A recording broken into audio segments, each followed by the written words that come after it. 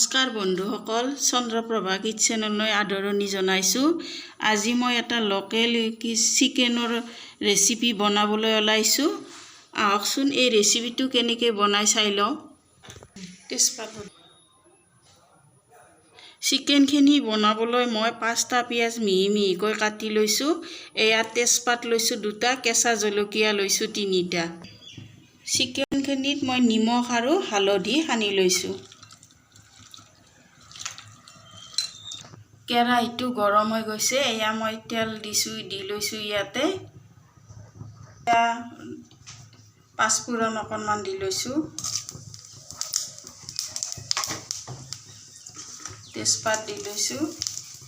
শুকান জ্বলা 4টা দি লৈছোঁ।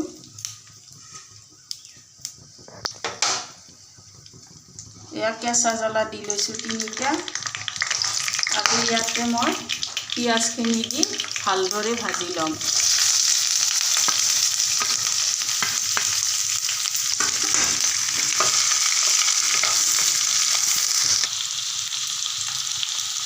পিঁয়াজখিনি সিজিবৰ কাৰণে অকণমান নিমখ দি লৈছোঁ আৰু কালাৰৰ কাৰণে অকণমান ৰং গুড়া দি লৈ ভালদৰে ভাজি ল'ম।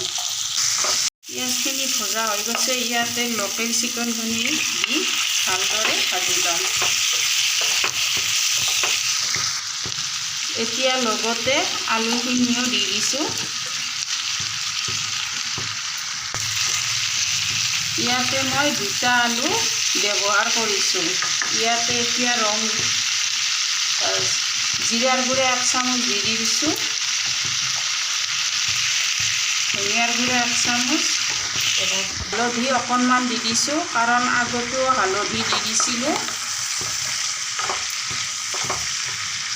এয়া গৰম চিকেন 2টা মিলাই 1 চামুচ দি দিছোঁ।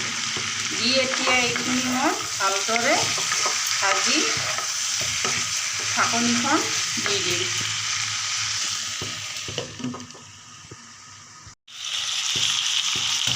ঢাকনিখন গুচাই লৈ চিকেনখিনি লৰাই দিছোঁ। মাজে মাজে এনেকৈ চিকেনখিনি লৰাই থাকিব, নহ'লে তলাত লাগি যাব পাৰে।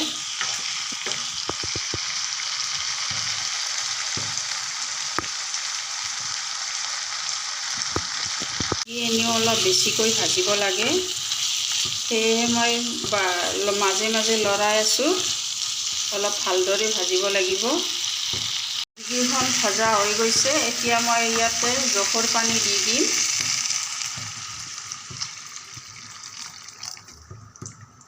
এয়া মই জোখৰ পানী দি দিছোঁ। আপোনালোকে যিমান পৰিমাণৰ পানী লাগে সেই পৰিমাণে আপোনালোকে পানী দি দিব। এতিয়া এইখিনি মই উতলিব দিম।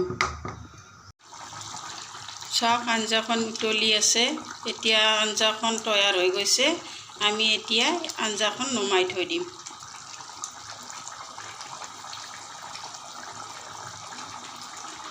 ভিডিঅ'টো যদি ভাল লাগিছে লাইক কৰি দিব আৰু চেনেলটো ছাবস্ক্ৰাইব কৰি দিব।